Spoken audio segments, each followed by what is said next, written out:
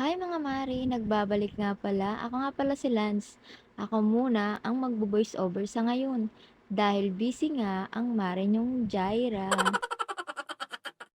Ngayong araw nga pala ay araw ng paghuhugas.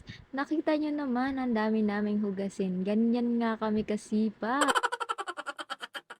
Yan nga daw kasi ang purpose kung bakit siya bumili ng lababong malaki.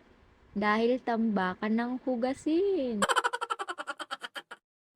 At dahil nga hindi na ako nakatiis, dahil nga punong-puno na yung lababo, kulang na lang, isuka nung lababo yung hugasin namin. Dahil isang taon na nga yan, di pa nahuhugasan. Char! Buti na nga lang at sinipag ako ngayong araw, kaya pinulot ko na yung hugasin. Ay hindi pala pinulot, hinugasan ko na yung hugasin.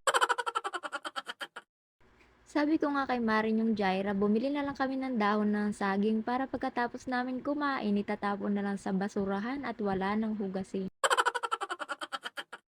Dahil nga napakasarap lang gumamit kapag malinis ang pinggan at mga baso. Oh my God! Wow! Pero pagdating na nga sa paghuhugas ay nagkakatamaran na. Yan tayo eh. Magaling lang manggamit pero pag wala ng pakinabang, wala na rin. Parang ex mo, ginamit ka lang, pagkatapos iniwan ka na. Saklap ng buhay, no?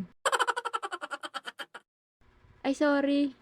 Iba pala yun. Pwede na! Pwede na! Ano ba yan? Pasmado? At yun na nga mga mare, balik tayo sa paghuhugas. Ang sarap nga maghugas dahil napakalamig ng tubig. Parang relasyon nyo, nanlalamig. Ay, ano ba yun? Pasintabi po. At dahil nga ang dami ko nang nasabi habang naghuhugas ako, kailangan ko nang tapusin to. Kasi, baka kung ano pang masabi ko, naku po. At yan nga lang po muna sa ngayon. Salamat! See you on my next voice over. Get on the floor, floor, like it's your last chance. If you want more, more.